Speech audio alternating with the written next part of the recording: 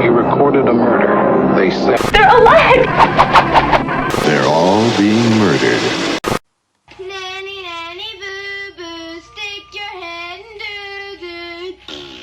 Stop it! There are still some psychotic episodes triggered by the dreams. We think the dreams are fixated on some childhood trauma, but Tatum can't or won't tell us. It's like I'm a child. Now think, George. Are you looking at a child? It's a hatchet. Something like a hatchet knives, maybe. The halfway house doesn't know where he is. The outpatient desk hasn't seen him, and you're his doctor, and you don't know where the fuck he is, huh? You lose a dangerously psychotic patient from a secret experimental drug program, and all you can say is, I'm sorry? What happened, CJ? How did you get like Man, out by the street, he tried to kill me with a knife. this? Now I'm just gonna lift up your shirt. CJ, let's catch up. I knew it. I could see it in his eyes. We could have had an accident out there driving so fast, but you don't care about that, do you? Mom! That man's been following me! CJ, you know the story of the boy who cried wolf? I'm not lying! God, I want you so bad. Who is this? I saw your body. CJ, I need your help. I need to know what happened to your friend Tony today. Stupid teacher sent me home. All of you think I killed Tony. CJ, what are you doing out of bed? Getting sick and tired of your silly games. Did you knock it off? Nanny, nanny, boo, boo, stick your head in doo-doo. Hi, this is Larry Zerner from Friday the 13th, Part 3, and you're listening to The Hysteria Continues. And indeed you are. Welcome back to episode 115. And this time we're going to go deep into a damaged brain. So welcome to our look at nightmares in Inga's brain. Well, you surprised me because I thought you were going to say Toya. Well, no, that would be going beyond the pale, I think. Yes. But no, we are going to be looking at an infamous video nasty, Romano Scavallini's Nightmare, aka probably it's a better known or more infamous title is Nightmares in a Damaged Brain, and that is our film of the week. And who chose that, Erik? It's chosen by Peter Galvin. Peter Galvin, thank you, Peter. It's something we've been toying with doing for a while, isn't it, Erik? You were thinking about doing it a while back. I was, yes. Yeah, because it got a Blu-ray release at the end of last year over here in our part of the world from 88 Films. So I thought it was a good time to pick it. Cool. Okay. And anyway, how are you, Erik? I'm very good. Thank you very, very much. Well, I'm glad to hear. Yeah. Are you doing dry January? No, but it has been a dry January so far. I mean, we're the 17th today? Yeah. And I haven't had any booze since I had a mulled wine at Christmas, and that was it. So. Really? Gosh, Yep. That's good. Yeah. Good. Oops, sorry, I just kicked my headphones out. Let me just stick it back in. Oh. What? Headphones, Nathan. It just came out. Stick it back in. You're so rude on a Sunday as well. Well, I kicked my headphones. I can't help it. Justin, it's the Sabbath. Yeah. Well, it's your filthy minds. It's nothing to do with me. Because I am, as many of you know, I'm doing dry January, so it's having unintentional consequences. Like I don't know, it's kind of strange being a Sunday and having a clear head. Mm. How's your head, Nathan? It's great. I found out that Elvira is going to be in Atlanta next month. I'm very excited. I want to go down there and meet her. She has. And big I will boobs. go with you if you do. Cool. What'd you say, Erik? I said she's got big boobs. She does. Yeah. That's my little behind-the-scenes fact about Elvira. Well, thank you, Erik. She's quite. How old is Elvira now, or Cassandra Peterson? She's supposed to be in her 60s, surely. Yes, definitely. I think she's almost 70, maybe. Gosh, I mean, she looks amazing, doesn't she, for her age? I know she's obviously got lots of makeup on and corsets and tape and Vaseline, but you're kind of retracting your statement the further you go on in that sentence. Yes, but no, she looks amazing for her age, and she doesn't look too pinched. She doesn't look like sometimes you get celebrities that have had sort of plastic surgery, say look like end up looking like something that would be hanging around Notre Dame, like Toya. Yeah. Kenny Rogers.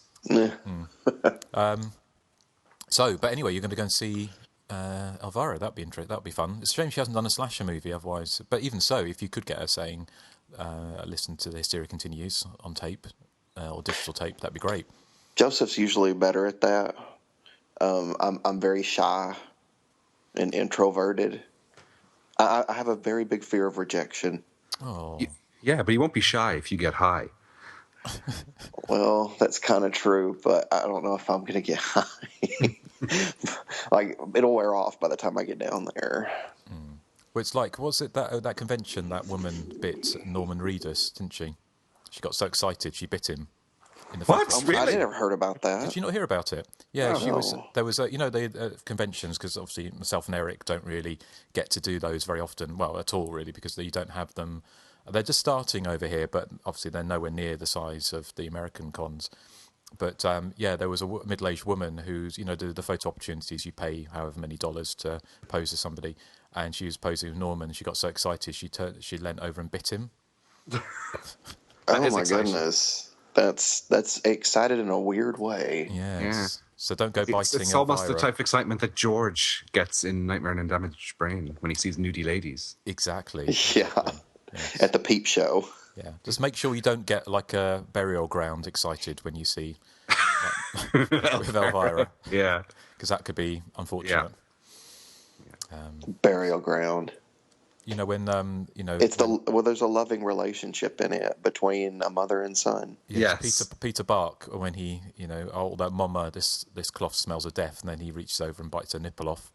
Yeah, and he sort of straddles that fine line between being 10 and being 47. Yes. And let's not forget that she offers that nipple to him. He doesn't just reach over and bite it off. She's like, here, just like when you were a baby. Yeah. It's that incidentally 88 films that's coming out, is it? So soon. Excellent. That's one I've never owned, so I will look forward to that. Yes, excellent. Okay, well, but moving on, Joseph, how are you doing? Joseph isn't here right now, but if you leave your name and number, he'll get back to you. Oh. Joseph, call me back. I've got syphilis, and I think you might have it as well. It's a given. Well, thank you. Did you get that from your toilet seat, Erik? I got it from your toilet seat. Ooh, baby. Lifting the veil, the dirty veil on the Hysteria Continues, as always. Nathan, how are you doing? I'm doing great. Am I forgetting it, or did we do this already? It's dry January. You got to forgive him. Yes, he did say hello to you already, didn't he? I think. Yeah, he did say how you doing. We talked about Elvira. Oh no, that's right. Anyway, how are you doing, Nathan? I'm doing fantastic. My dogs woke me up at 4:30 a.m. this morning. I'm a little delirious. Okay, well we all are. See, I got the DTs. Eric's got the munchies. Nathan's got the, I don't know, and well, you probably got the munchies actually, Nathan, didn't you? I'm sure. Hey, I'm doing dry January as well. Smoke-free January. No, I'm alcohol-free January. Oh, sorry. But you don't drink anyway, do you? Oh no. Well, I'm doing celery-free January. I'm doing mayonnaise-free forever. Well, this is fascinating talk for our listeners. Oh yeah, sorry, listeners. I'm sorry. But this is what they tune in for. They don't. Can I just ask before we start? Has any of the four of us seen the new Star Wars movie, which has been out for a month now?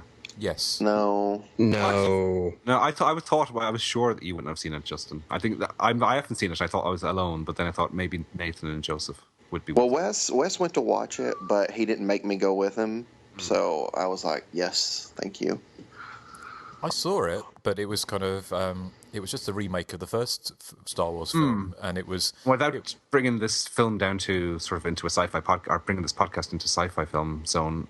His Star Trek sequel, the last Star Trek film he made, was a complete remake of Star Trek II: The Wrath of Khan as well. So he just seems to be remaking older films with new flashy special effects. Yeah, well, I think we've spoken. Well, I was not dragged along, but people I know wanted to go and see it, so we went to see it, and it was entertaining enough. But I've never been a big Star Wars fan, so it was just kind of like it was another sci-fi spectacular, and it didn't really. I mean, I kept on. There was so many plot holes, and so people.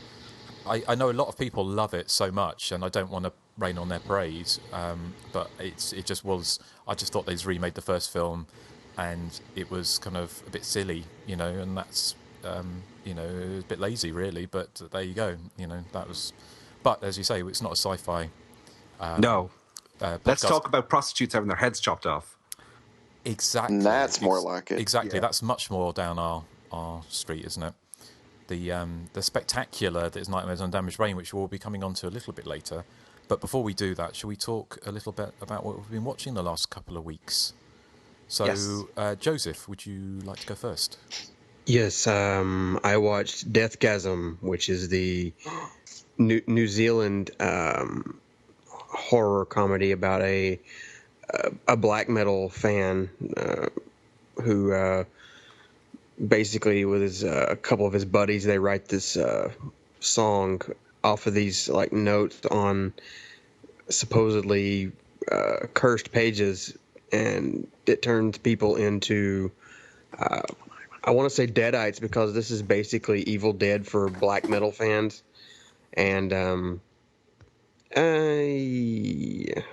dear, I liked it. Oh, all right. I mean, it's certainly very gory and just over the top when it gets to the whole Evil Dead 2 type style towards the end. It really starts out well, kind of both making fun of these black metal heads and also kind of giving them respect at the same time. And it kind of toys with the whole Christian paranoia that, if you listen to metal music, Satan's going to take your soul. I got a few laughs out of that. I think the middle portion, it tries way too hard to entertain people. I mean, it does too much. It doesn't really focus on one particular aspect more as it just kind of, jumps from stone to stone. And I don't know, it bothered me a lot. It could have been a lot better. It's not a bad film at all. It's well made, well shot, well acted. It's funny in a lot of places, but I don't know. It's all over the place for me. So I'm kind of middle of the road. I'm not giving it a thumbs up or down. I'd say maybe a 5 out of 10. I guess worth of one watch, but it's not something I really want to go see again ever. Okay. Anyone else seen it? No. No, I've not seen it either. But it's kind of is that on Netflix at the moment? No, it's on demand, and I don't know if they've released the Blu-ray here or not. But they may have. I don't know. Okay. Yeah, it's not one that I've heard about it, but yeah, it's not as not being much of a metalhead at all. It's not doesn't appeal to me that much, but it might. I might watch it. I listened to my fair share when I was like maybe 15 or so, but I grew out of it. I mean, some of it's still okay, but I don't know. You really don't have to like that type of music to like this movie, so that didn't really bother me. What's that, Eric? But it helps. Well, not. I mean, I guess it would, but it's really more just kind of making fun of it. I don't know, just kind of all over the place for me. I was disappointed.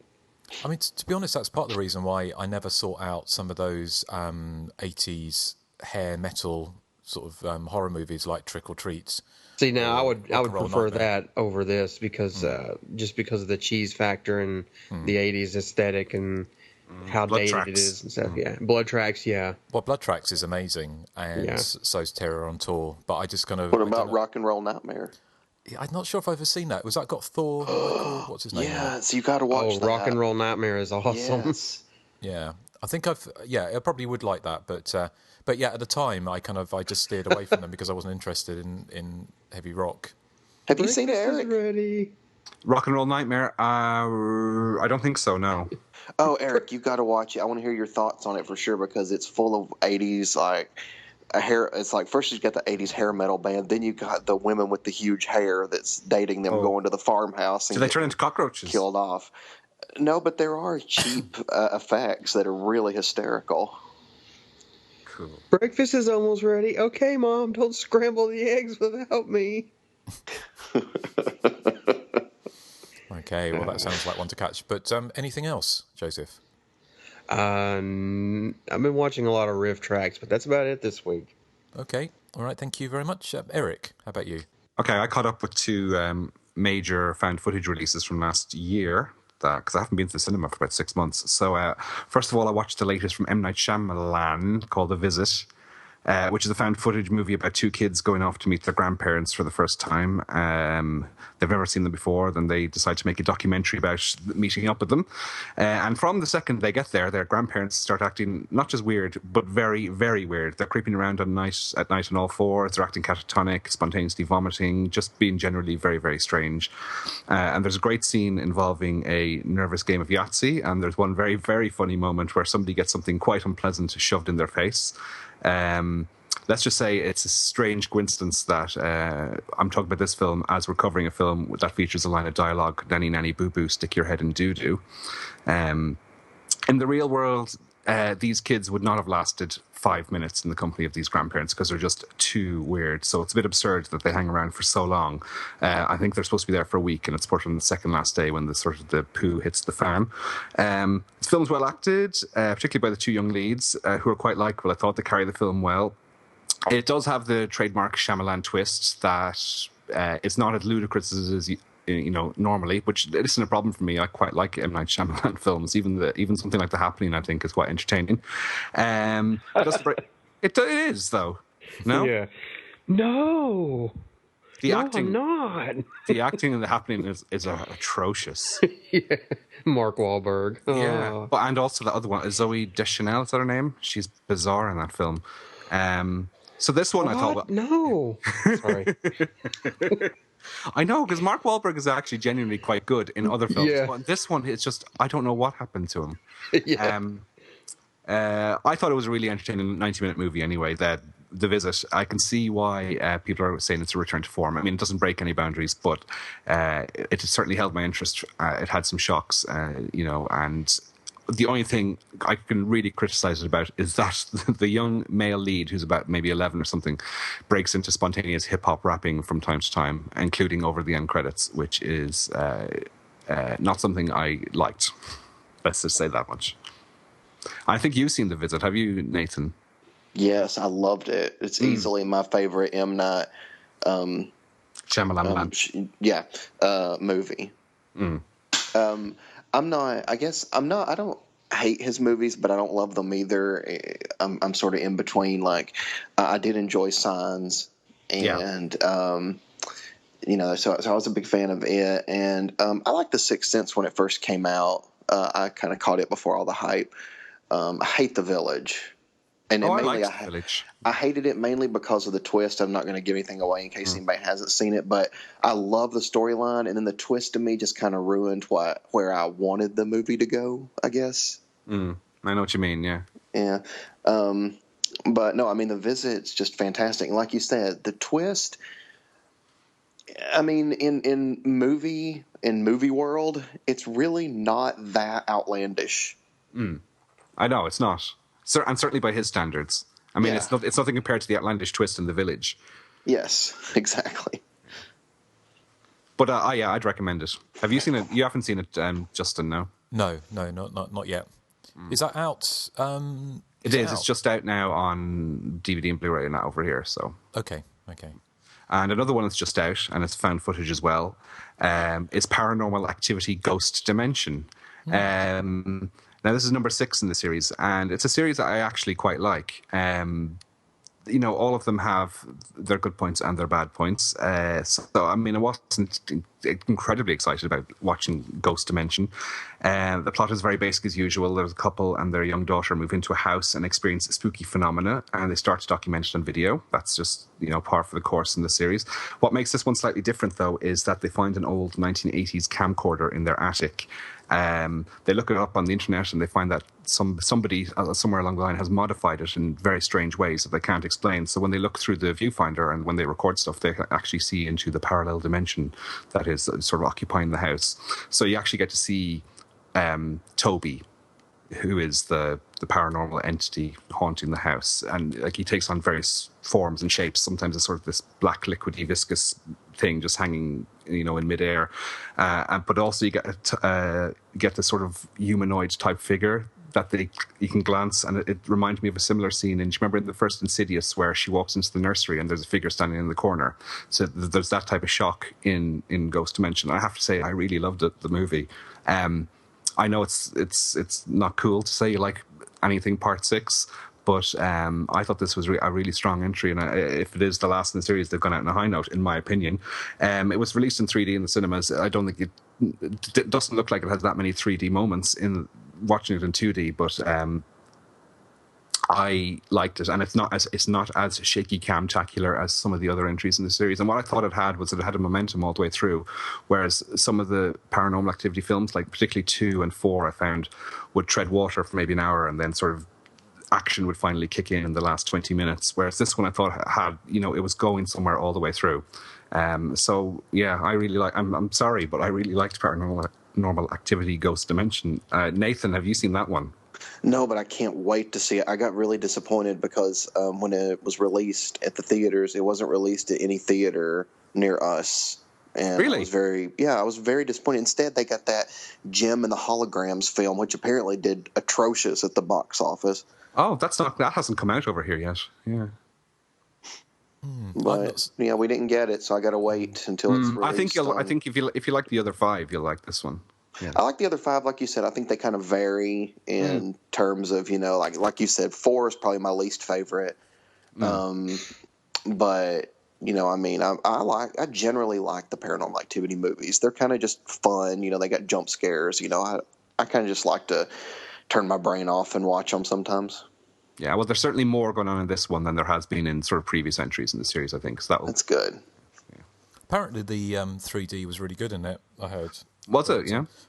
Yeah, I didn't see it, but I've just looked at Love Film, which is the kind of one the service I get, and it's not available currently on Love Film. So I don't know if it's sometimes some releases just don't come out on Love Film for licensing reasons. But it is officially out over here. Yeah, no, I can see it's got the image with the 15 certificate and everything on it, so it's obviously out. But I don't know if I really want to spend 15-20 quid on a 3D Blu-ray of it yet. But I've enjoyed most of the other entries. I'm surprised you don't have Netflix, Justin. I do have Netflix. It's not on Netflix. Okay. Yeah. The other 5 are on Netflix, but not the newest one. All right. Yeah. Talking of Netflix, and obviously I would never ever do this, but if you use a VPN, a virtual private network, you can set your where you are to anywhere in the world, which means you can watch other Netflix in other countries. Yes. But now they've cracked down on that apparently. Have they? I mean, I was watching. I know somebody who was watching one on a VPN the other night, and it was working okay. Was it? Well, I know somebody who tried it last night and it stopped working. Oh. So. Well, if my friend said if that ever happened, that they would cancel their Netflix subscription because the UK and Ireland version of Netflix isn't very good. Well, no, that's what my friend said as well, because it's the American one it's got loads and loads and loads of stuff on it, but the British one is trailing behind. And actually my friend said that probably Baby Jesus would be getting more custom if that happened. Well, that's what my friend said as well. They said that it's very likely that people would just go back to torrenting, and that's a bad thing because my friend's paying for Netflix, and so as if Netflix turned a blind eye, who would be any the wiser? So, but it remains to be seen. But obviously, it's not something either of us would do. But we have some very bad friends. No. So, but anyway. Thank you. Who have we got? I've forgotten who we're talking about now. Is it? I'm finished. It's time to go to Nathan this time. Yes. Okay, Nathan. What have you been watching? I haven't watched a lot of newer horror movies. I did. Well, first off, Joseph has got me into this new show called Nathan for You, which I have been addicted to. So it's kind of taken up a lot of my time. But aside from that, last night I did get to rewatch one of my favorite 90s slasher films, Hard to Die, with Orville Ketchum. Oh. Is that kind of a remake of one of the Sorority House Massacre or Slumber Party Massacre movies? Yeah, it's a remake of Sorority House Massacre Part 2. But what's funny is it's treated like a sequel to it, but if you watch the two of them back to back, like every scenario is basically the same exact scenario from the first film. Isn't Why did they do that? Because when was Sorority House Massacre 2 made? Well, it was made like a year previous, and actually the reason they did it is the director wanted to make a sequel to Sorority House Massacre, and Roger Corman, I don't think, was, interested. But when Roger Corman and his wife went on vacation, the director, Jim Wynorski, kind of used the Corman sets and made it anyway. Right. And when Roger Corman got back and he showed him the product, Roger Corman was like, okay, he's like, I see what you did. And then Roger Corman ended up giving him a bigger budget to make the same movie but better, basically, or more outlandish, I guess. Oh, right. Okay. Well, that makes sense. So that's kind of how it went down. And that's the trivia I have for the episode. Well, thank you very much. Anything else? No, I don't think there's anything else. But as soon as that Paranormal Activity movie gets released, I'm going to watch it. Well, it's out now. It should be out now because I presume it was a simultaneous release around the world. Okay, then I'm excited. Nathan, did you graduate from one of Canada's top schools with really good grades? Yeah, B's and C's and an A minus. Yeah. Okay, fair enough. Yeah. Sorry, that was he was giving a reference to that Nathan For You show. Oh, okay. I've just checked the Visit is unavailable on Love Film as well. Is it? That's rubbish, isn't it? What? No. Yes, I'm afraid so. I hate to break it to you, but one film I did manage to watch is another film that I've seen many times before. But I picked up the new Blu-ray of Tower of Evil, which is yes, I know, shocking. Which is the 1972 proto-slasher set in a lighthouse. It's one of my favourite movies because it really kind of preempts the slasher movie of the 1980s, because you have not just one but two slasher scenarios. You have a flashback to unconvincing American teens going to have a far out party at the lighthouse and then being murdered in a variety of gory ways, including decapitations, heads rolling down stone steps, severed hands, all sorts of things. And then you have another group of slightly older people going over to investigate at a later date.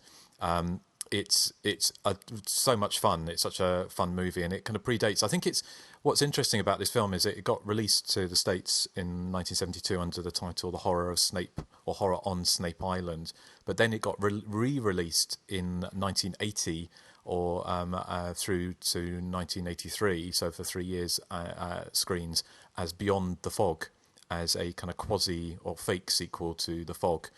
And what's even more interesting, without spoiling it, is that it has very, very, very, very significant similarities to a number of early 80s slasher movies, including Hell Night and I've forgotten what the other one was now, actually, but Humongous, yes, very, very similar. In fact, if you watch Tower of Evil, you'll spot the similarities towards the end of the film, and you'll think it looks like whoever came up with Humongous and Hell Night borrowed elements from this film. So I know you're a fan, Nathan, aren't you?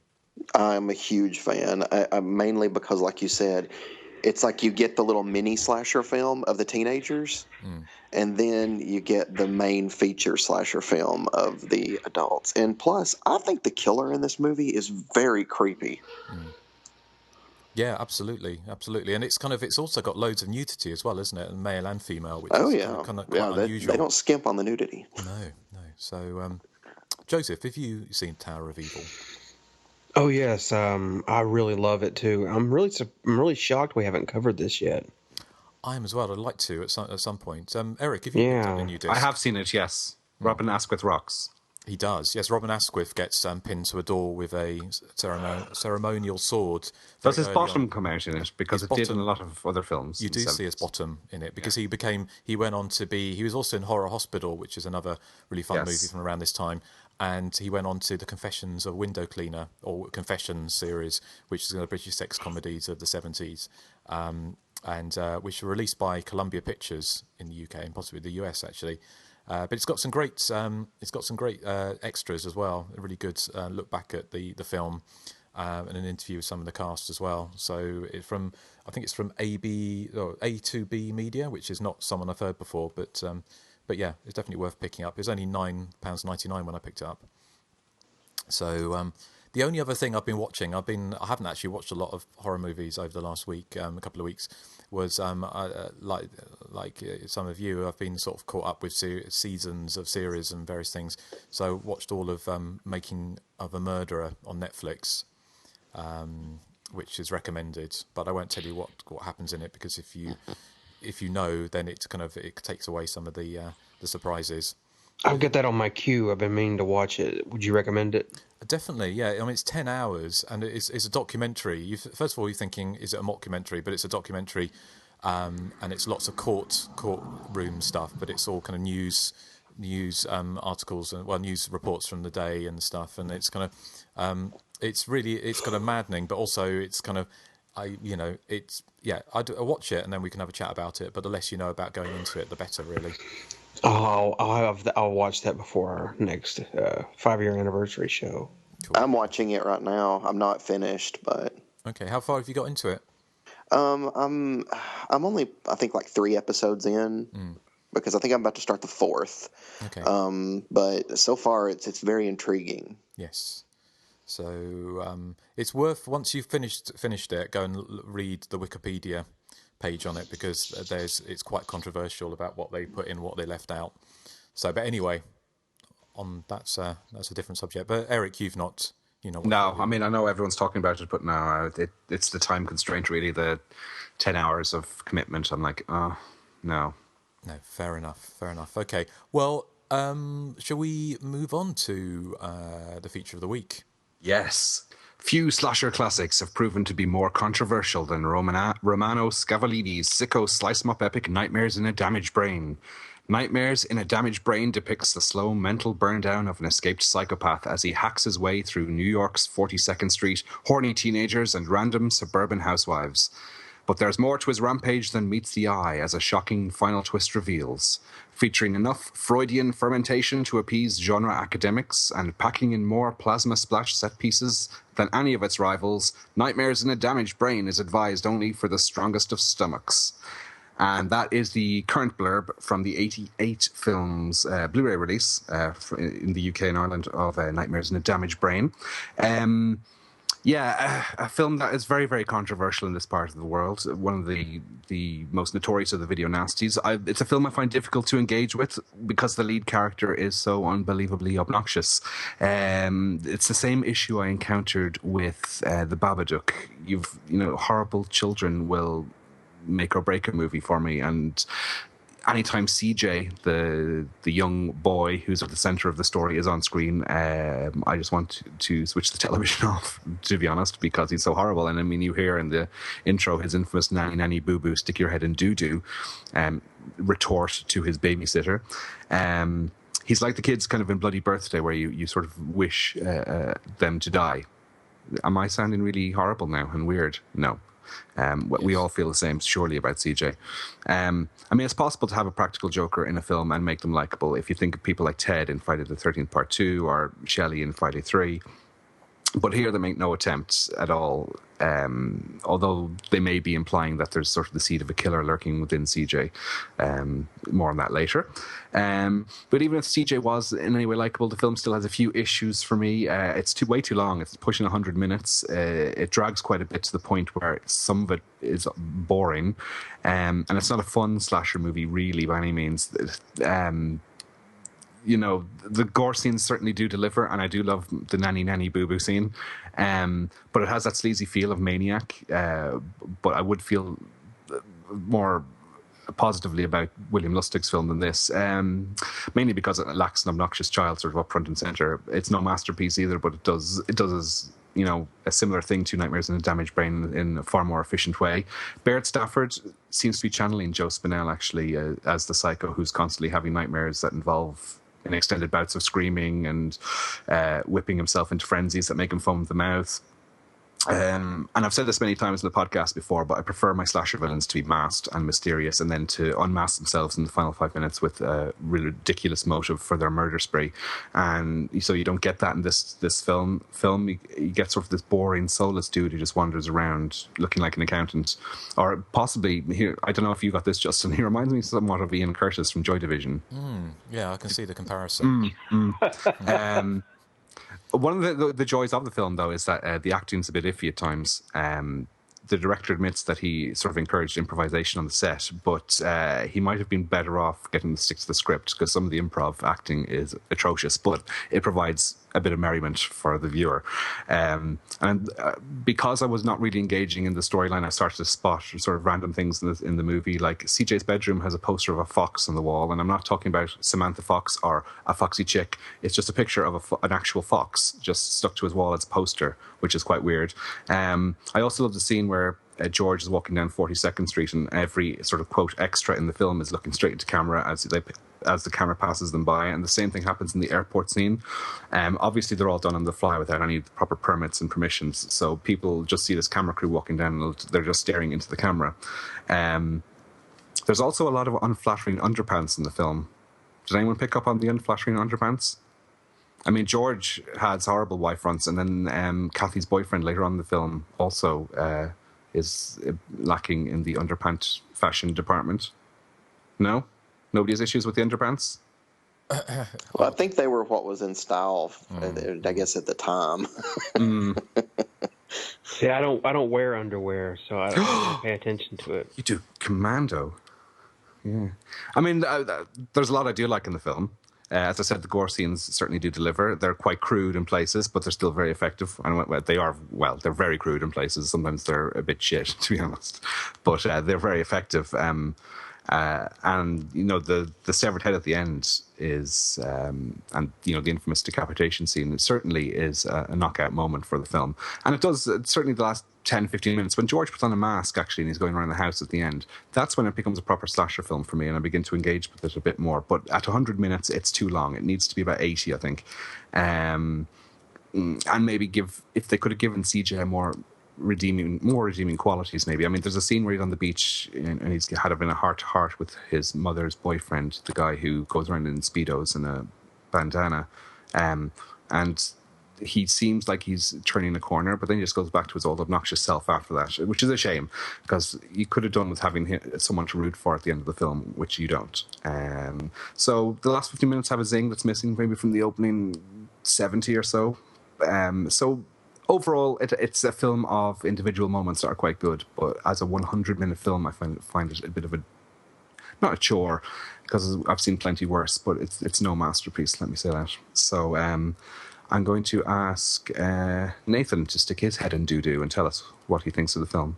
Ew. I really, really love this movie. I do understand what you're saying. At 100 minutes, it's a little long. And I do usually prefer my killer's masked, like you said at the end when he's masked and stalking, the babysitter and her boyfriend and CJ and everything. Like that's great. That's slasher gold in my opinion, because I thought the mask was very creepy. But the problem though is that the mask would have been scarier if you didn't already know who's under it. Yes. So there's no really mystery there. Like I just kept picturing, George's face under the mask. But I mean, I was kind of engaged with, the whole thing with George's psychosis and all this, and the sleazy ass. Like he goes to a peep show in one scene, and I think was it you, Erik, that posted a picture of it or something? And, yes, yeah. It was really funny. He's bug-eyed looking at this lady's boobies. Yeah. But, like you said, CJ is unbelievably annoying, and this is going to sound horrible that I'm saying this, but the scene where he says that somebody attacked him with a knife, it's sad that I kind of was hoping that was real. Yes, because I think we should point out there's this, like his practical jokes go so far that there's one point he comes in covered in tomato ketchup and pretends he's been stabbed by somebody, and his parents believe it, and they're crying and screaming. And then he goes, fooled ya. Like, he's totally the type of kid that would send his mother to, like, an insane asylum. Like, she's so... Apparently, Justin was like this when he was young, because I was talking to Justin's sister on email during the week, and she said, yeah, Justin was just like CJ. Absolutely, yes. That's because I was practicing to get back at you, Erik. Was it? Before I met you, yeah. I knew it was in the stars. I played practical jokes on my mother too. You know, one time I wrapped my hand in a bandage and poured fake blood all over it, and then I poured fake blood on a razor and put it on the counter and Oh my called her God, into the bathroom. you are the CJ of the podcast. Yeah, see, you're trying to finger me, Eric, and it was Nathan. I would never try and finger you. As for fingering Nathan, that's a different matter. Oh. But as far as the movie goes, I agree with you. I mean, I liked the performances because they do kind of get over the top, and I love that in my 80s slasher movies. That's the kind of performances I think are the most fun. And we got to talk about the little twist they throw in at the very end, and I think you guys know what I'm talking about. Yes, it's a very minor twist, really, but yeah. But did any of you see that coming? I can't remember because I saw this film for the first time so long ago, so I can't remember if I knew then or. I don't think it's that it's not a real showstopper of a twist or. No, it's just something I thought it's just interesting. They just kind of threw that in at the very end. But the thing that surprised me about that, or made me wonder, is she didn't recognise his voice on the phone, did she? Because the twist turns out that George is I can't remember the mother's name, but it's basically CJ's father. Yeah. And she hadn't been told that he'd been released from hospital either, which it all seems very unlikely, doesn't it? Although, having said that, the psychiatry department or the mental health department that released him obviously didn't come across as the most competent. No. Yeah, they were very incompetent.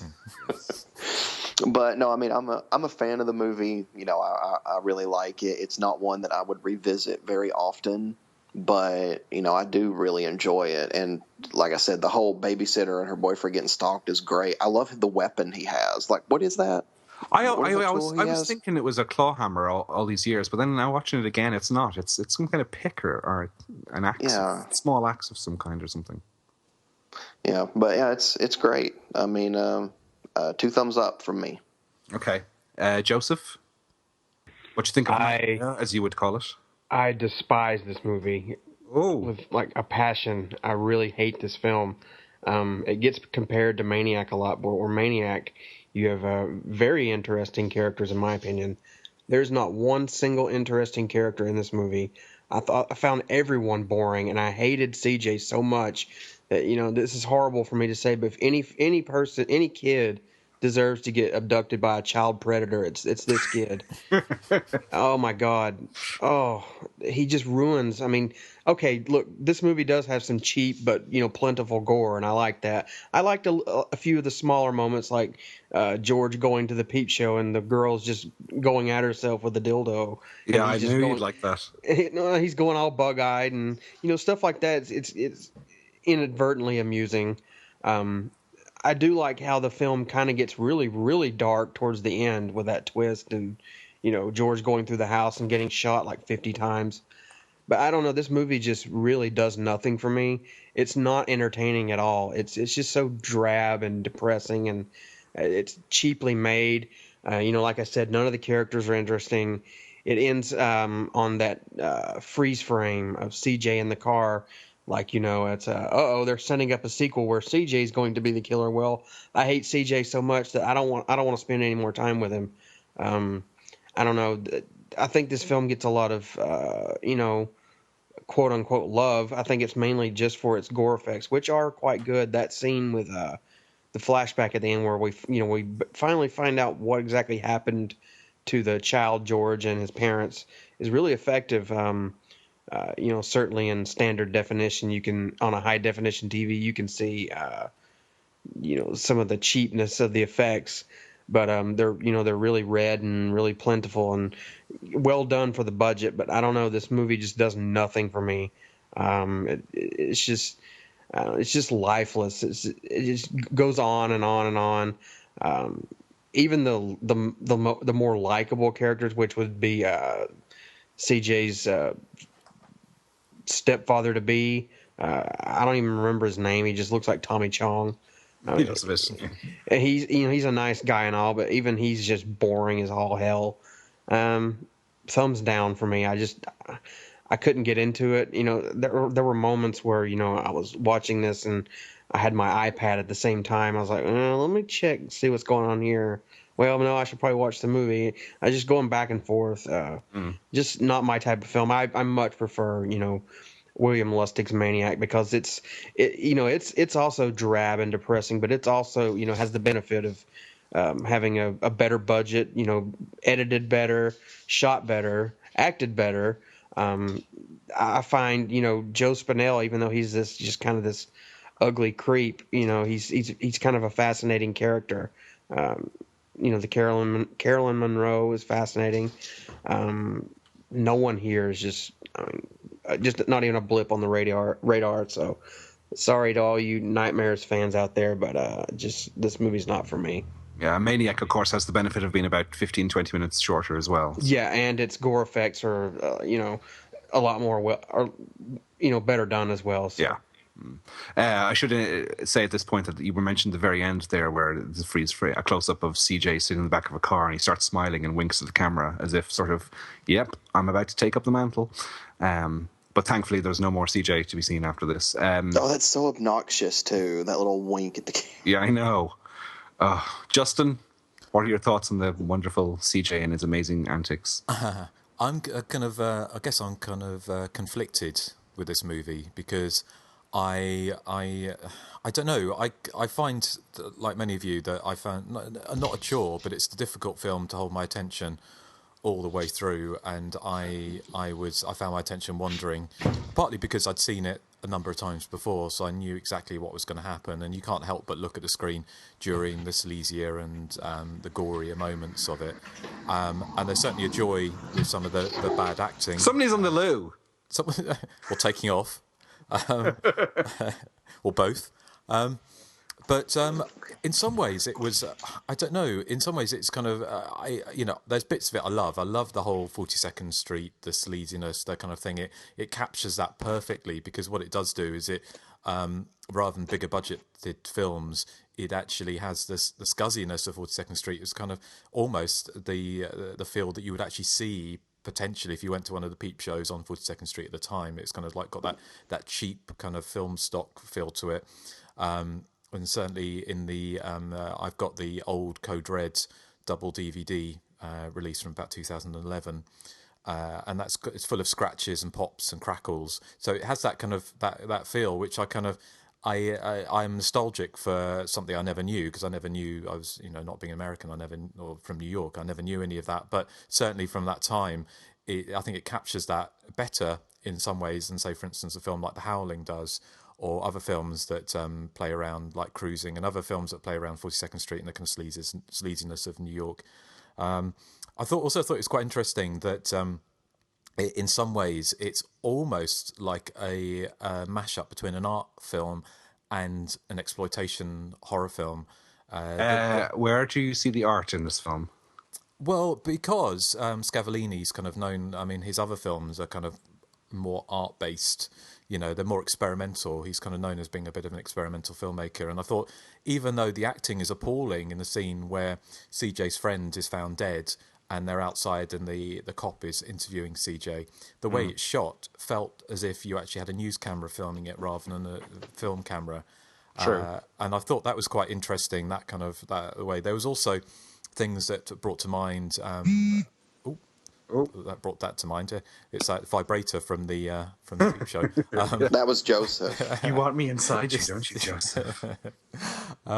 There's films, a couple of things that I thought, and again, with many of these films, you see things and they remind you of other films, and sometimes it's coincidental because many of them are from around the same time, and it is coincidental because they're playing the same themes and everything. But to one film it reminded me of, bizarrely, was The Beyond, Lucio Fulci's The Beyond. Only partly to do with the explicit over-the-top gore, but actually the scenes, I think The Beyond was set in Florida as well, wasn't it? Savannah, was it? Georgia? Was it Georgia? That Georgia? It was. Well, I'll tell you what reminded me of those scenes of the long white roads, driving on the white roads. Yes, actually, yes. And that kind of reminds me. The other thing that it reminded me of was Tenebrae, only because, and then I realised that actually I wondered if Dario Argento had ripped off this film, because you remember in Tenebrae it's got a celebrated shot which was then ripped off by Brian De Palma in Raising Cain, and lots of other films of the end where the cop bends down and the killer's behind him. And Scavellini does it twice in this film. He does it once with the first murder of the girl whose throat gets cut, and then he does it again, I think, with the final shot of the little boy behind his mother with the axe. And I don't know if it was done in films before that. I'm not sure, but I'm presuming. I mean, obviously Scavellini is an Italian director, that Argento may well have lifted that celebrated reveal from this film, because this film was filmed presumably in 1980 or early 81, well before Tenebrae was filmed, or a year before Tenebrae was filmed. I mean, it certainly made me glad I've never had kids, put it that way. Oh, Jesus, yeah. It has that whole kind of cynical, nihilistic punk rock kind of ethos that you see in many of these films, and a very, very disparaging view on mental health. I mean, you see throughout slasher movies, of course, you've got, you get the whole, it's never going to be a kind of a beacon for mental health, sort of, right onness. But many of these films you see, like from films like Silent Madness, 10 to Midnight is probably the best example, where you have this kind of criticism of mental health as being complete failure and putting these people back out in the streets. So there has this very kind of nihilistic feel to it, and it's so over the top. It's kind of quite unique. It is like the dirtier cousin of Maniac, and it is feel like it was filmed on 16 or even 8mm film, that it was just kind of done in someone's basement. It's almost like as scuzzy as the House on Dead End Street, or Last House on Dead End Street. That type of, it almost becomes something that's it's an uncomfortable watch, and it's still uncomfortable. I can certainly see why it got banned. I think the gore it goes into some kind of weird places, isn't it? Because the final bit where he kind of whacks the father in the head with his axe, and then there's no blood, and then you come back to it, and then the blood is pouring out of his head in a completely unrealistic way. But again, it takes it into almost a kind of fantasy level realm. So yeah, I mean, I think it's a fascinating film. I think it's fascinating. It's not one of my favourites. It's not a film that I will watch very often, because it does give me a kind of icky feel. But I'm glad of his existence, I can guess. It's really, I think, a multi-layered film. And I think Justin had a lot of good points to make just then about it, because I was thinking about it this morning, and I'm like when George buries the axe in his dad's head, I think that symbolism of George's cracking psyche, because, the movie's called Nightmares and a Damaged Brain. George's brain is damaged, and his dad's brain gets damaged, but in a physical way.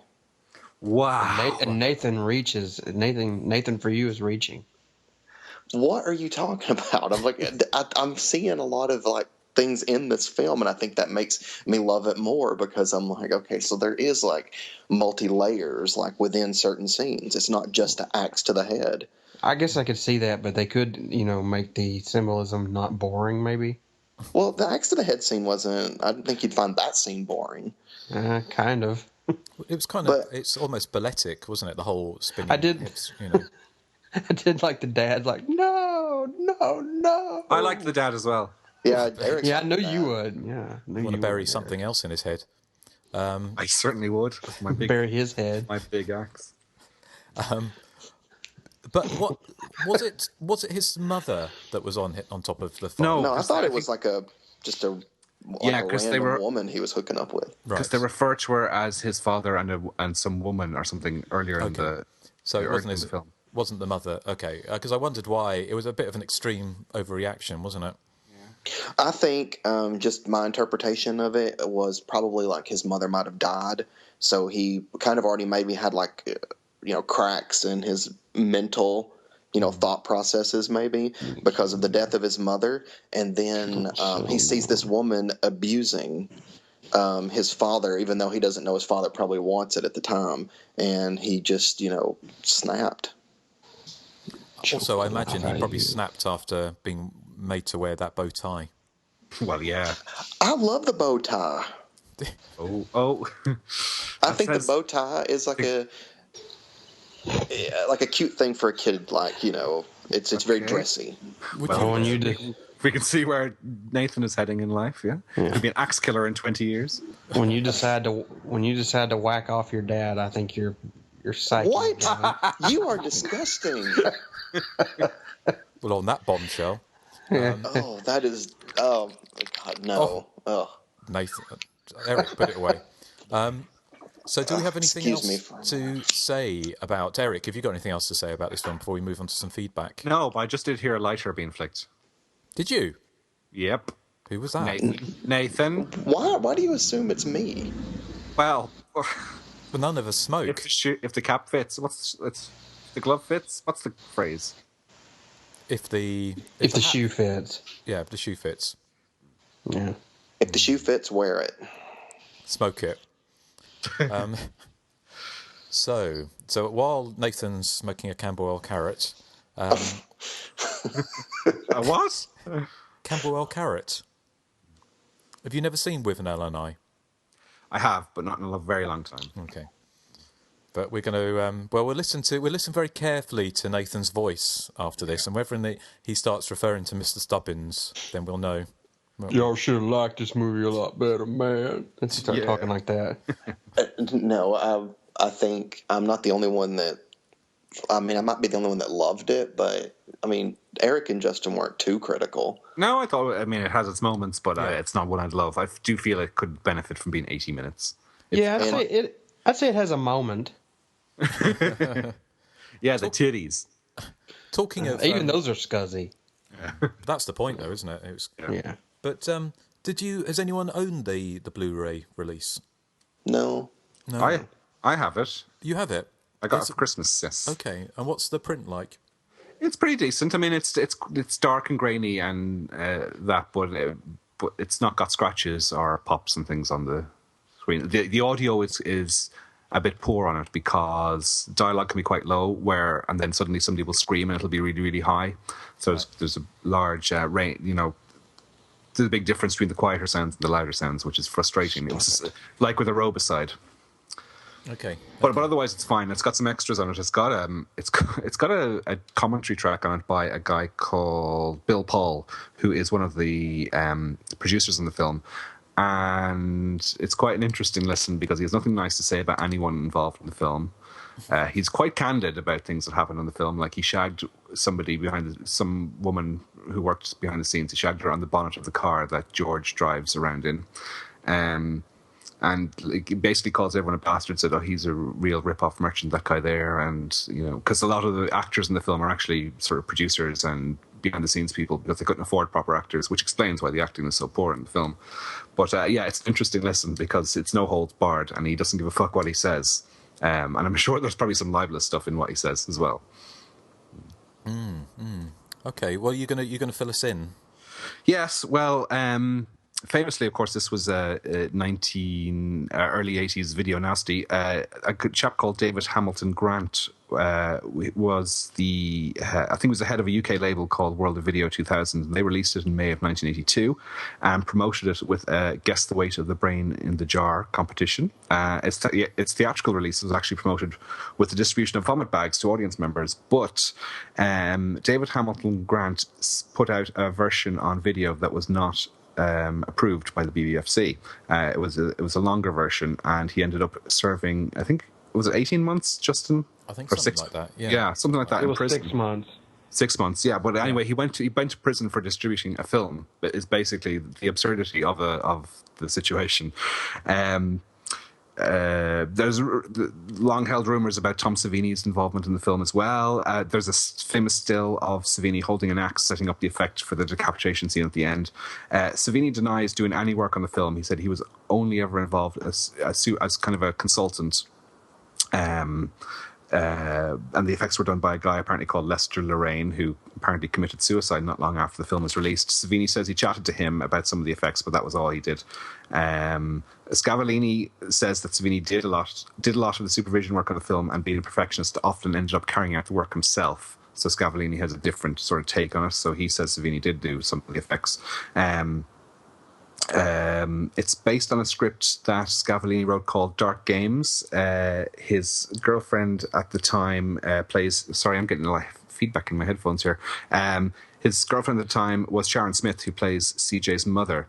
It was shot in 5 weeks for $400,000. Apparently, they shot 6 different endings with different explanations for George's character, and they chose the one they felt was the most effective.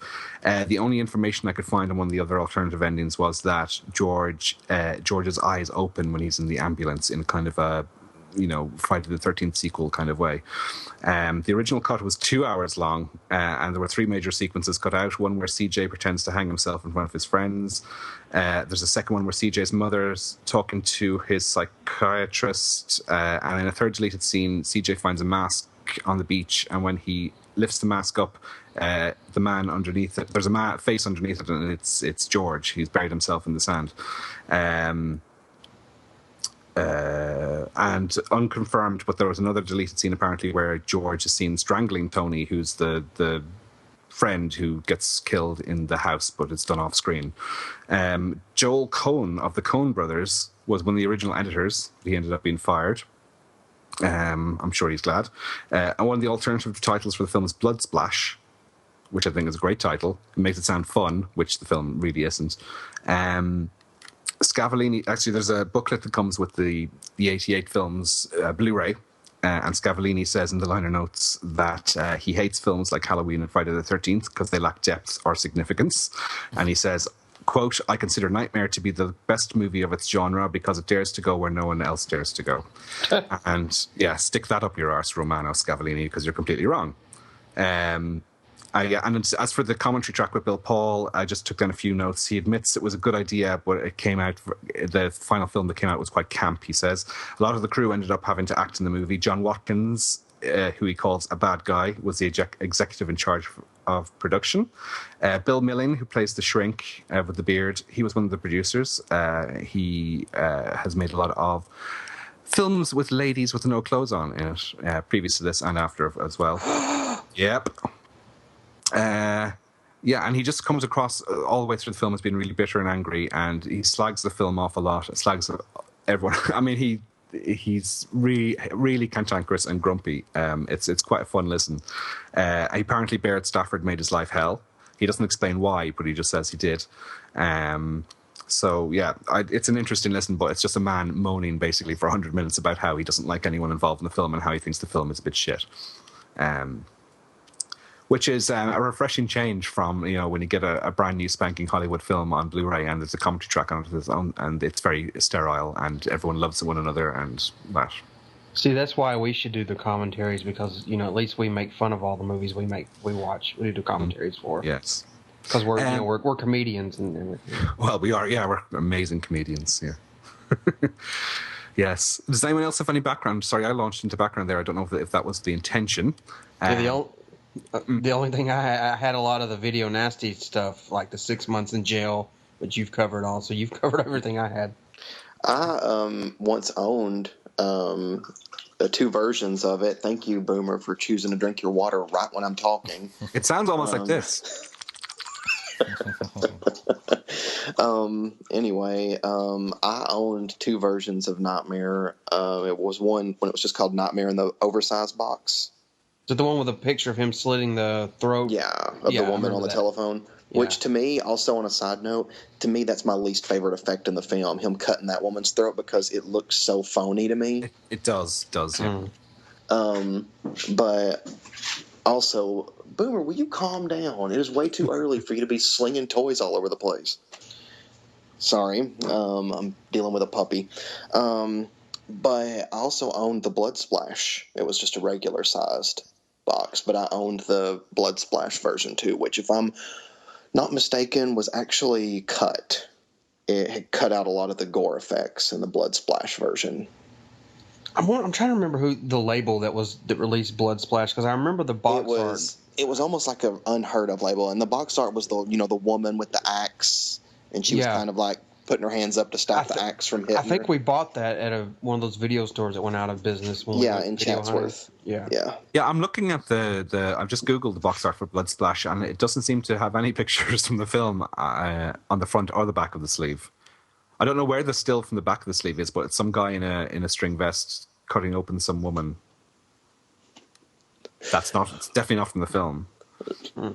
No, and I can't remember if the description got it right on the back of the box. The blurb on the back. I can't remember if they got it right because there's been several times that movies have been released under alternate titles, and the blurb on the back doesn't match the movie at all. Well, they do that because, a lot of these people have seen the movie already, and so they're trying to sell it as this completely different movie, which would, explain why they put stills that aren't from the movie, and they kind of toy with the blurb a little bit.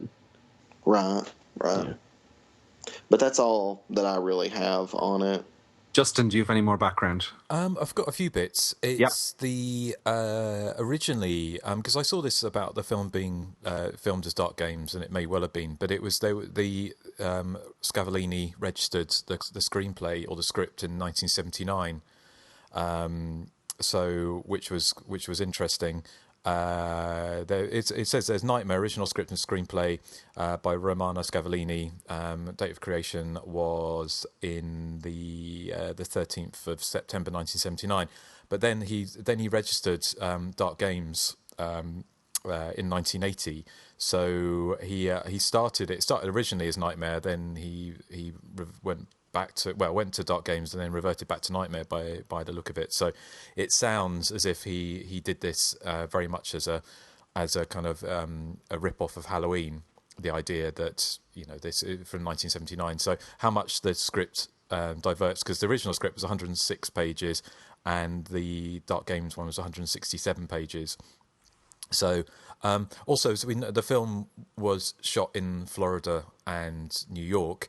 Had a completely different effects crew in both places. Cleve Hall, who was interviewed on the Code Red 2011 release, which I watched last night, it talked about how he was hired to help with the special effects in Florida. Now, Cleve Hall has been in quite a few films. He was in Twisted Nightmare, which I believe we've covered, didn't we? We covered Twisted Nightmare? We did, yeah. So Cleve Hall acted in that, but also I think he might have done the special effects for it as well. He said the special effects were done really just on the day. He turned up, thought he was going to be helping the special effects, and found out he'd actually be doing them. So he said it was knocked together very, very quickly. And he explained how he did the, for instance, the special effect with the pickaxe or whatever, the kind of ice pick or whatever it is to the hand when a woman's reaching for the phone.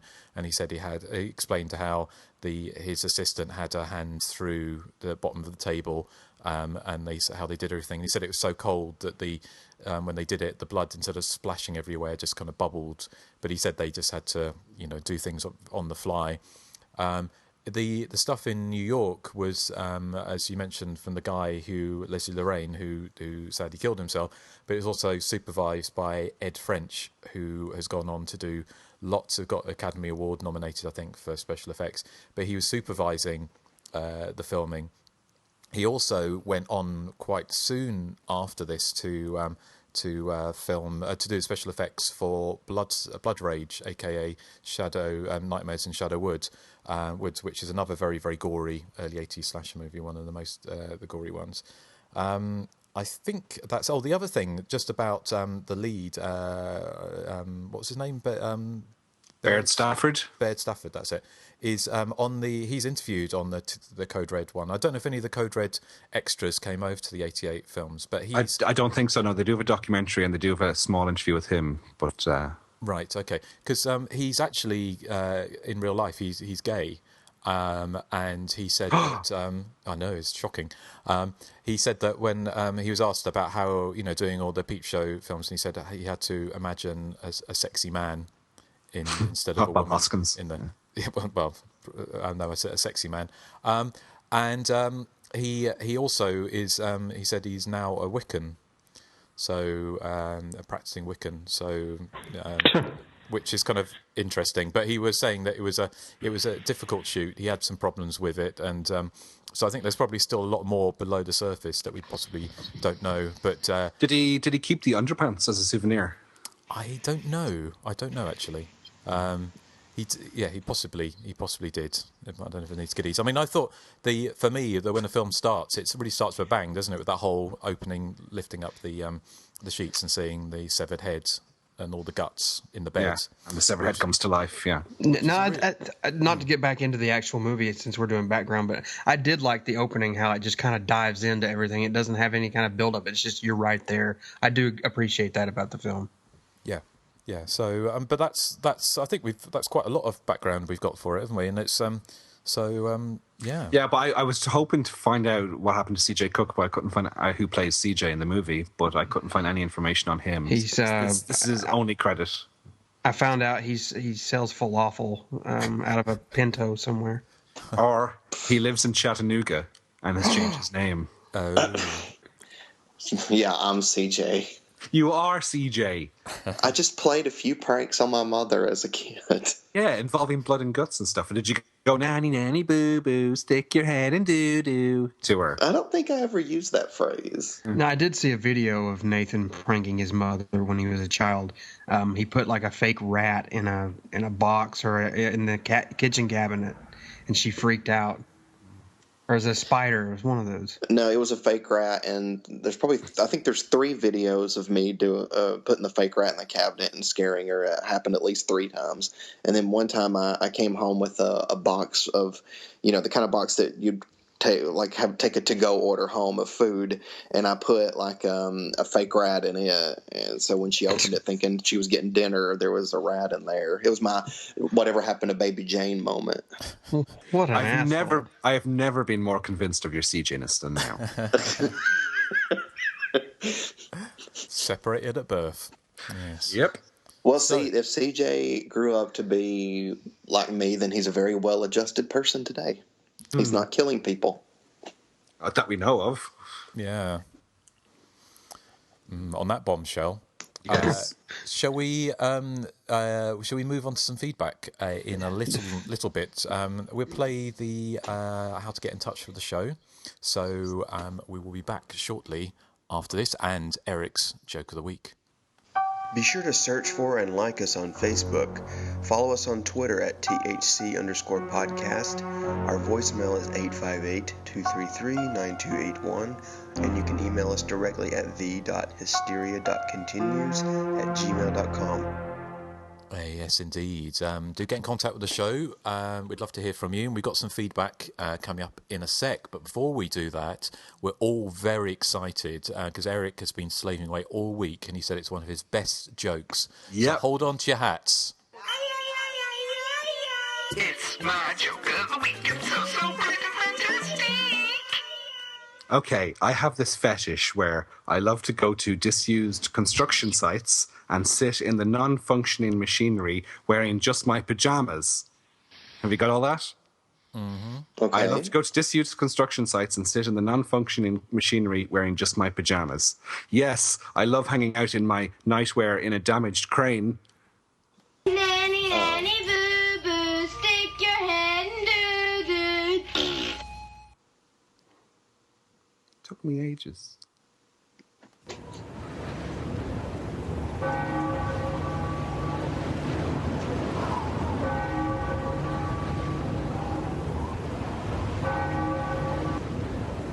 I only want to be loved.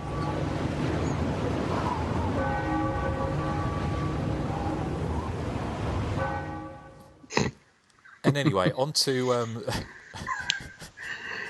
Erik, you're fired.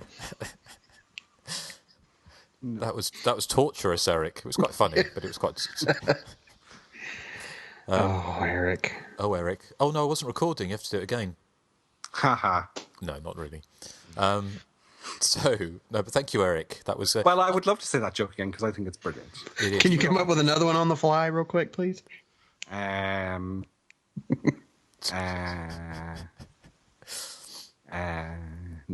No, okay.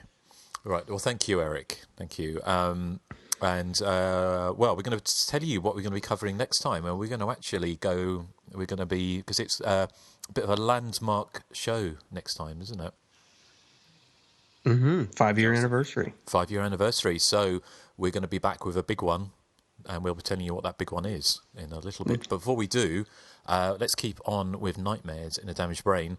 And we've had quite a flurry. In fact, we've had an avalanche of feedback on our Facebook group.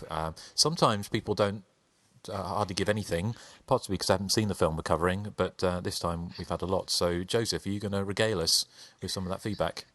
Yes, there is so much here that I feel almost like I should do some vocal exercises, but I won't. So, this is from Bob Hartshorn. He says, "This gritty little exploiter punches well above its weight with some impressive results. Baird Stafford's George is at once a deeply sympathetic and truly terrifying anti-hero / psycho nut job, whose screaming mental breakdowns are a very convincing and deeply uncomfortable sight to behold. The story, trajectory, and characters are remarkably nuanced and unpredictable for this kind of thing, too, with the unstoppable killer finale routine getting nicely turned on its head, courtesy of Brat from Hell CJ, who nobly reduces George's murderous and end-of-the-line rampage to a spectacle of pity rather than one of terror." Yeah. He says, "The final wink is maybe a step too far, but despite that and some occasionally wobbly, but always game thesping, this is a way, way, way better piece of grindhouse sizzle and steak than many of its detractors would have you believe. Looking forward to getting the Blu-ray." That was Bob Hartshorn. Hello. Yes? Yes. We're waiting for you to read the next one. Okay. This is from Joshua Grattan. He says, "One of my top 30 slasher films for certain. Not sure why some people have called this boring. Okay. As I find interest in every frame of this disturbing cheap gore flick. No comic relief allows me to get into the mood better. The abandoned lake house is creepy. The mother is equal parts hilarious camp, as she is a tragic character unable to live the life she originally had set out for herself because of her burdened kids. Candy is a cool add-in with her effortlessly stylish headband, and the music delivers an evil aura. The mask at the end is one of the scariest in the genre, effective even though we've been with the face behind it for the entire duration previously. The ending isn't completely out of left field, but the way the mother screams in anger matches the dark intensity of the whole picture to be a satisfying finale. 8.5 out of 10. Okay. Well, that was Joshua Grattan. Oh, that was Joshua, wasn't it? So it's interesting that, yeah, okay. Well, let's see if we get any dissenting views. Definitely one. This is Jason Buckland. He says, "Definitely one of the grimier and more disturbing slashers. This was surprisingly released uncut in the early days of Australian video, with notably bloody cover art. Like most everyone else has written, the pacing in the middle sags, and CJ has to be one of the most annoying child characters to ever appear in a horror film. On a positive note, the violent imagery packs a punch, particularly the severed head at the foot of the bed nightmare and the celebrated mid-coitus double homicide by axe. Ed French did great work here, though it has been confirmed by an on-set photo that Tom Savini was around for at least a short period in a supervisory capacity. P.S. Your commentary on the Nailgun Massacre Blu-ray was terrific. That bit about seagulling cracked me up." Oh, Justin. Okay. That was from Jason Buckland. I think Justin taught us a lot about seagulling that day. Yeah, Yes, I did. That's my gift to the world. This is from Kevin Moore with a C. He says, "God bless this film. It tries to be something exceptional, and in some respects it manages to be. But its major flaws are the usual complaints of amateurish cast, no sound or lighting crew, and some appalling pacing issues in the penultimate act that make it decidedly flabby.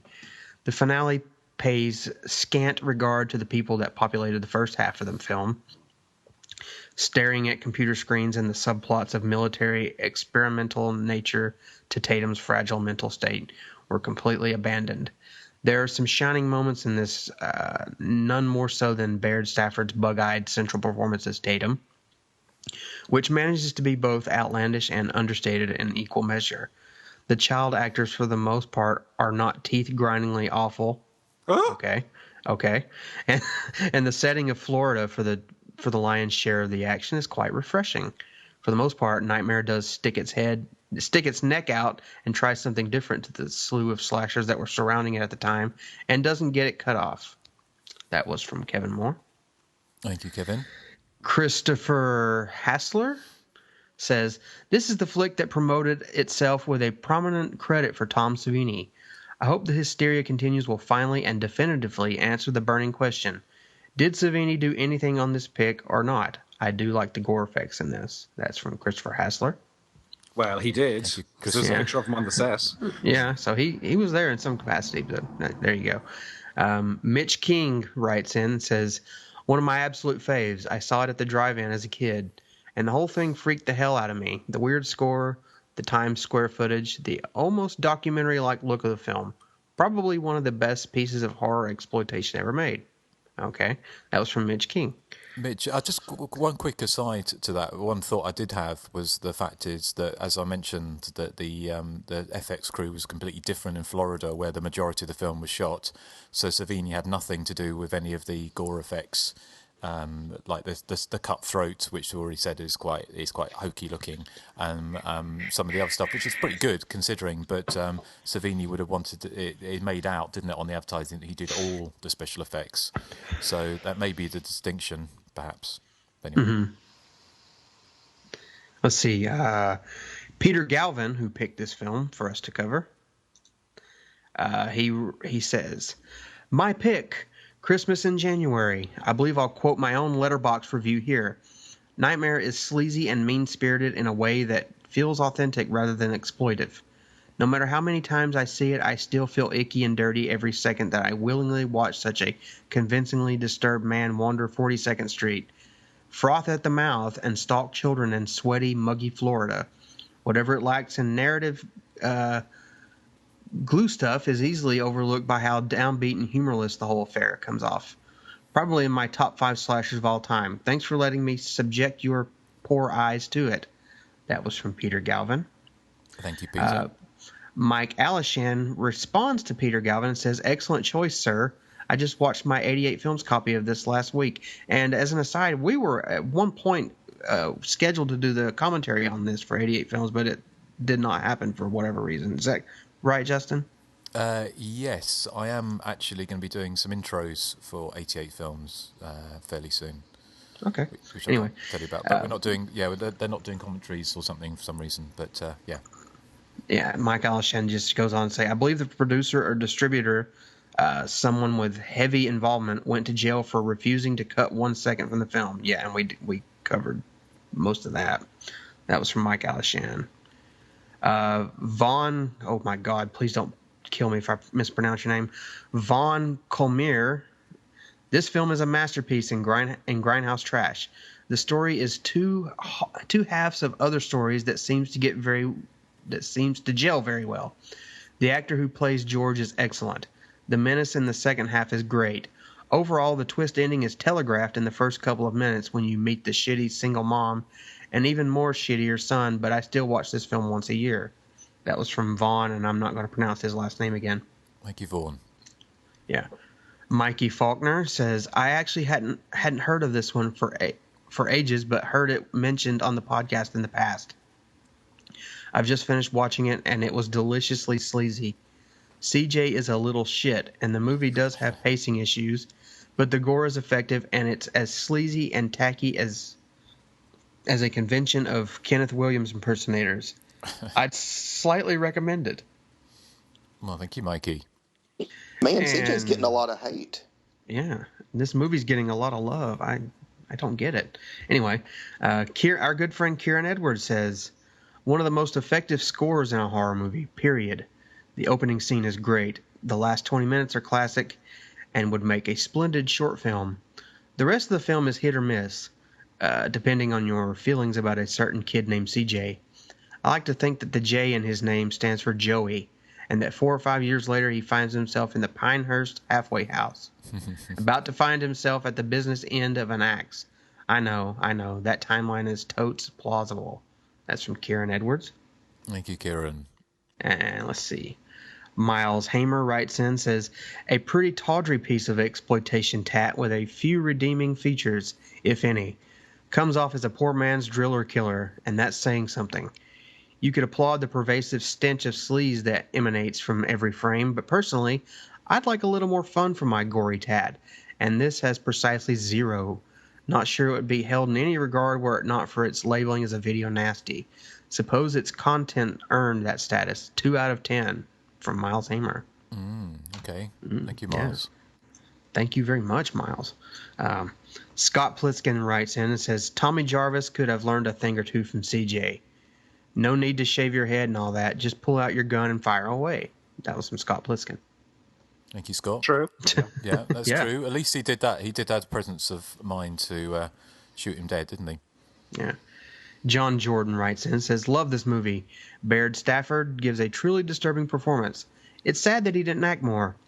Also, the mask he wears at the end is one of my favorites, and he should have wore it the whole movie, even if we already knew his identity. And the cinematic flashback double murder, or the climactic flashback double murder, is very unsettling with awesome effects work by Ed French. That's John Jordan. Thank you, John. Richard Marr Griffin writes and says, great beginning, great ending, some nice views of the late, great 42nd Street in its prime, but the middle of the movie is a slog. That's Richard Marr Griffin. Sorry. Thank you, Richard. Gregory Burkhart says, this film is so grimy, filthy, and sleazy, it practically sticks to your eyeballs. Still, I got to give it credit for staying true to itself. There's nothing else like it. That's from Gregory Burkhart. Thank you, Gregory. And let's see, Adolfo Maldonado writes in, says, Baird Stafford gives a performance that's equal parts creepy and campy, but quite great. I'm glad I've never caught my parents in kinky S&M games. That's from Adolfo. Yes, thank you, Adolfo. Armando Munoz, he says, this film is unhinged enough to genuinely disturb me and tacky enough to turn me on. Okay, Armando. Well, that's typical of Armando. Yeah, that's ham boner right there. Yeah.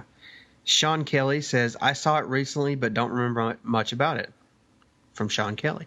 Okay, well, thank you, Sean. And finally, Mark Harrison writes in with this, boring as hell. So you saved that for the last. Thank you, Mark. Yeah, well, that's a lot of feedback for this film. Yeah. It obviously touches a few nerves, doesn't it? It kind of it works for some people and not for others. So, but in a lot of ways, it's actually it's good for us to be covering a film which has a big split down the middle. I think most people, like, the simplistic slashers, which I love straightforward slashers. They are my favorite as well. But I think it's harder, or it's not expected to have a slasher movie like this that's got so much depth. Yeah, no, absolutely. So, well, thank you for feeding back on that. It'd be interesting to see if we have nearly as much feedback on our big one the next time. But do you go on to some other feedback? Who would like to go first? Okay, I will. Okay. I've got a super duper pooper long feedback to read out according to Joseph's email. And it is one sentence. It comes from Robert Ciardello. He says, I would like for you to do a show on the 1972 Herschel Gordon Lewis movie, The Gore Girls. The Gore Girls. Yes. Thank you, Robert Ciardello. No, I have never seen The Gore Girls. Is it I love The Gore Girls. Is it a slasher? Yeah, it's a slasher. Okay. But I don't know if you're going to like it, Eric, because you're not usually a fan of comedy slashers, and it's very much goofy comedy slasher. Okay, well, to be honest, I don't think I've ever seen a Herschel Gordon Lewis movie. Oh no, I've seen 2000 Maniacs. Sorry, I have. Oh, okay. Which I liked. Say, Eric. Sorry? I was going to say. Yeah, no, I have. I've seen that one at least, so I did enjoy that back in the day. And that's probably his best movie. So well, there we go. There's a suggestion for the future. Exactly. Right. Well, thank you. I have a feedback. Okay. It says, hey guys, big fan of the podcast and website as well. I visited it many times over the years. You guys introduced me to a lot of obscure slasher films over the years, and for that, I wanted to say thank you. And I say you're welcome. I have a request. That's probably all down to you, Nathan. Because you're the one that comes in with the obscure ones. I come in with the mainstream ones. He goes on to say, I have a request if that's cool. Ever hear of a Canadian indie horror flick called My Little Eye? It's from the early 2000s. It's got a great wintry vibe to it, so I thought it might be worth a look for you guys this time of year. The less I say about it, the better, but I think you guys would really enjoy it. Keep up the great work, Greg, in Canada. Yes, I saw My Little Lie when it came out in the cinema back in the day. Me too. I did haven't too. seen. I haven't seen it since. It was like Big Brother, done with like a found footage type movie, wasn't it? Yeah. Sadly, I don't remember much about it besides the basic plot line. I don't remember anything like detailed about it. Yeah, there was cameras all around the house, and I can't remember if it was being televised or what the story was. But can you remember, Justin? I saw it when it came out to cinema as well, and what I do remember about it was that it was early 2000s, so it was post Scream and everything, obviously. But it was I think people thought it was going to be like a good time slasher movie, but it was actually quite gruesome, wasn't it? It was almost like a bit of a precursor to Saw and those type of movies. I remember it being quite graphic and quite nasty in some ways, and I remember the audience I saw it with seemed to be quite shocked by it. But yes, I think it was that Big Brother thing. Was it a kind of snuff when they kind of killers in the house and they were filming? It was a snuff. Yes, thing. Something like that, wasn't it? Yeah. And they were streaming it, weren't they? Yeah. So it's worth. I don't think I've seen it since I saw it at cinema. I might have seen No, it I do remember liking it though. Yeah. That's all I can remember. So. Yeah. Cool. Okay. Shall I go? I've got one of my.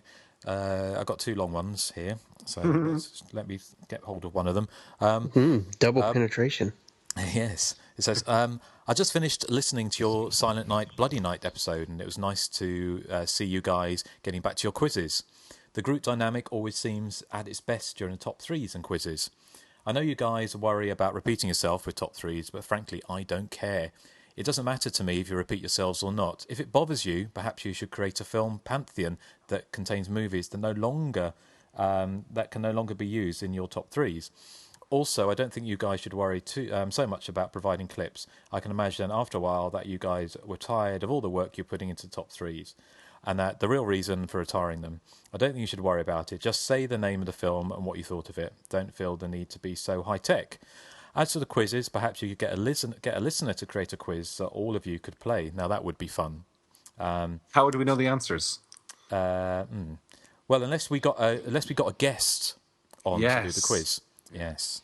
So sometimes your quizzes are really hard, but they don't have to be. Easy answers are just as much fun as hard ones. Well, I think audiences not when you have an Ingo on the show. Yeah. I think audiences are much more likely to enjoy a quiz where they've gotten some of the answers correct. I've come up with some question types you could use, some of which you've used before. Guess the killer from a made-up bio. Guess the film from a description of the film's final shot. I like that one. That's good. Creating a plot from the perspective of one of the characters and then having a contestant guess the film and character. Quiz rewind, asking a co-host a question he previously got right or wrong. Will he get right or wrong this time? Body count total, always fun. How did a character die? And ask for the order all characters die in a particular film. And that was David Helvering, who I think... I kind of like his quiz ideas. That gives me some ideas for future quizzes now. Yeah, so that's good. And you'll be glad to know, David, we actually have a top 3 for our 5-year anniversary planned for next time. But and do you know what the 5th anniversary the symbol is? Wood. So we've all got to get wood for next steps. No, that shouldn't be too hard. Wood. That shouldn't be too hard, should it, Erik? It'll be very hard. Yes. Okay, well, thank you, David. Has anyone else got any other feedback, or I've got one last one here? No, I've got no more. No? Okay. Well, this is a very, very long one, so I'm not going to read all of it out. But this is from Jenny in French Canada. Let's just see where we start. She says, and then I found out about the Hysteria Continues podcast just a month ago. It's a shame I'm 5 years late. To explain everything, let's just say I'm an introvert person and don't usually like to be surrounded by people at work, but I like listening to music, audiobooks, and some of my favourite movies that are turned into audio into MP3. Now that I'm listening to Until I Close the Doors when I'm alone and everyone's gone, your podcast. I didn't watch all the movies you're talking about, so I'm listening to the ones I've seen. I'm not far into it now and impatient to watch those movies I've never seen so I can listen to the other ones later. You guys are amazing. You're all so interesting to listen to, apart from Erik. At Hey, first I started, you didn't say that. Oh, sorry, no, you didn't say that. She didn't say that, no. At first I started to, for fun, being curious and all. Now, if I don't listen to 1 or 2 episodes during work, I feel like something's missing. It makes me feel close to your discussions, like I'm part of it. I'm not alone in passion. Honestly, I never had a friend that was a fan, as I am a slasher subgenre. You're all intelligent and funny, apart from Erik. Hey! Which is a good thing. Oh, sorry, I don't know why I keep saying that. It's dry January. It's a nervous tick, which is a good thing because it's never boring. So I'd like to thank you all, Justin, Erik, Nathan, and Joseph. It makes me feel like some kind of friends somewhere all around the world that are having these nice discussions for us slasher fans. It just says, and as the last subject, I'd like to talk a little theory which should interest Nathan. It says, I had while listening to the Friday the 13th and Friday the 13th Part 2 episodes, and I hope this theory never came later during podcasts. I didn't hear it yet, so I'm taking a chance. Remember, it's when you were talking about Alice in Part 2 intro when she got killed by Jason and it was just a dream. Even a nice Adrienne King told all about it. My theory is not going to be a favourite amongst Friday the 13th fans, even myself, and I will sound controversial, but it's just something I had in mind and I wanted to share. What if Alice, being all shocked and having trauma from her experience, just had a series of nightmares after all, and that these nightmares are all the following movies from the 1981 sequel to the Freddy vs. Jason movie? What if all very the mistakes... Dallas. Sorry? That's very Dallas. Yes, it is, isn't it? Very Dallas. Yeah. Alice. Yeah. What? Hey? That's my joke of the week. Dallas, Alice. Oh, very good. I didn't even pick that up. It's my joke of the week. Sorry. Go ahead. And says, what if all the mistakes and the supernatural in the movies like June the 13th, 1979 date, which never existed, the way Jason's look is changing sometimes and the way Jason is surviving his deaths, becomes a zombie, how a teenage telekinesis fight back, how the chronology and the fashions are not the same if you try and elaborate a realistic timeline of the events could be explained by that theory. I'd like to hear you guys about that in a future podcast if you didn't before. If you did before, just tell me and I'll be glad to listen to that episode. But if not, please, it'd be nice to hear opinions, even if to say it's just complete bullshit. Ha ha ha. So, what do you think, Nathan, of Jenny's theory that it's all a dream? It's a very interesting theory. It really is, but unfortunately, I can't buy into it because I really need Jenny from Part 2 to be like, for that to have happened and her to have survived that nightmare. Okay. I want that to be like a real part, but I love the idea because it, the timeline and everything and the whole idea of Jason, is killing in Part 2 and the rest of the series after, supposedly dying in Part 1. It's a little silly, but I love the movies anyway. I love theories though. I think they're fun. Yeah, but I mean, the way that like Harold in Part 3 is a dream boat. So it's kind of true what she's saying. A dream boat. Yeah, he's a dream boat. Not when he's on the toilet. No. Well, unless something Erik's not telling us. Yeah. No wonder she constantly set apart from Erik. Skitty bitty bum bum bum. I love scat. Woo. Yeah, I think it's a nice theory, Jenny, but I'm not entirely convinced. I think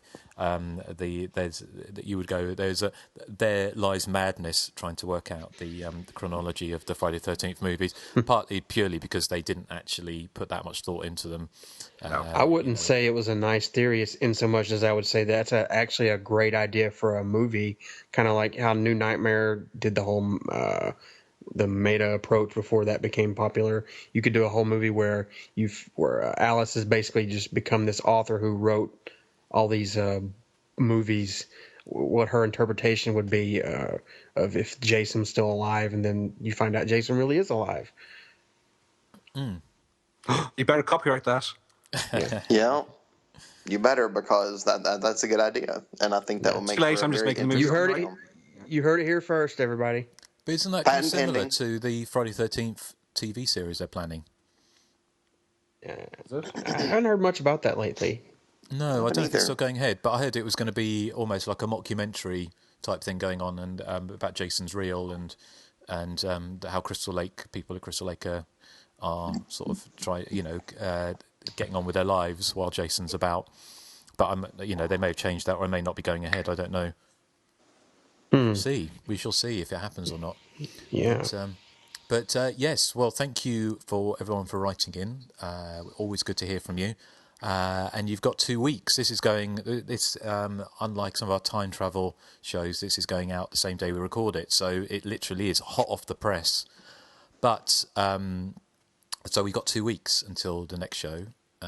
And we are going to be celebrating 5 years in the saddle, and I'll be off the wagon by that point, so maybe we can even do the drunk cast. 2 weeks today is the 31st of January. So you'll still be dry, Justin? No, I'm not being dry that weekend. What then? You've completely... You haven't done dry January. No. Well, that technically, but the fact is I would have done 4 weeks, calendar weeks. So you just make up the rules as you go along. Why don't you start drinking now then, if that's the case? If you're going to be that blasé about it. 4 weeks, Erik. So anyway, we shall see. But I hope nobody sponsored you for this fraud. No, nobody's sponsored me. We should note that the upcoming 5-year anniversary show is not a listener pick. No. And Joseph, do you want to tell the good listeners what we will be covering next time? Yes. First of all, our top 3, which if we've done this before, I'm sorry, I really don't remember, but I don't think we have. It's a top 3 reversals or 180s, if you will. Basically, films we used to love that we now hate, or vice versa. So I think that would be interesting. Yep, that sounds good. Yep. The movie we are covering is Psycho. Yeah. We haven't done Psycho yet, so we're going to do Psycho. Vince Vaughn movie. I love Vince Vaughn. Yeah, that's a great movie. So the supposedly the granddaddy of the slasher movie, but I think we'll be discussing where Psycho lies in the chronology of and history of the slasher movie. So yeah, it's going to be an interesting one, and we'll probably touch on some of the sequels as well. But I think I'm quite looking forward to doing Psycho 2 at some point. Not too much, because one of our listener picks is Psycho 2 and Psycho 3. So okay. Well, exactly. Then let's not mention the sequels then. Well, we can touch on them, can't we? We'll touch on them. Oh, we'll just have to do everything your way then. Yes, we will, Erik. It's 5 years. 5 years. Yeah, 5 years. Yeah, 5 years. I have to pick something amazing. I'm still sane. Did you know? Did you know that in those 5 years, Justin and I are the only 2 who've been in every episode? Yeah, well, I lost it from the get-go because it took y'all 2 episodes to realize what a gem I am. Yeah, on April Fool's Day. Yeah, that's actually true, because my first episode was April Fool's Day. Gosh, can you believe 5 But look, years? if I was never around, y'all would never have watched Crazy Fat Ethel. That's true. You know? It's like that sliding big fat doors, bitch isn't it? would never have come into our lives. Erik. So, okay. Don't throw rocks at glass houses, Erik. Hey! Erik. Oh dear, it's going to be fisticuffs at dawn, I think, or handbags at dawn. We got to talk about our favorite memories of the past 5 years in the next episode. Okay. Oh, boy. Right. Well, probably the time Erik cried. That's mine. So, which a lot of episode? crying on this podcast. There's quite a few of them. Yeah. Thank you for listening to Hysteria Continues, and we apologise for Erik, as always. But so we'll see you next time for one of the big ones, and so see you later. Thank you. Say thank you to the good people. I'll say goodbye. Thank you and goodbye. Vio con Dios. Come on, Erik. Give a cheery said farewell. Goodbye. Say it properly. Goodbye. Thank you. Goodbye. I'm Erik from Ireland.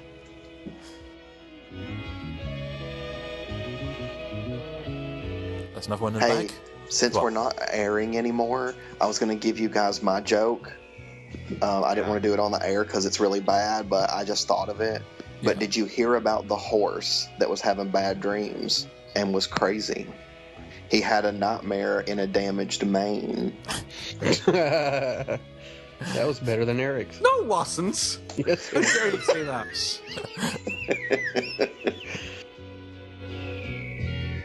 That sounded so sinister. Hello. What sounded sinister? You're hello. Better than all the rest. You're simply the best. Lou Break. The Martian. He eats a lot of potatoes like an Irish person. That Ben Affleck movie.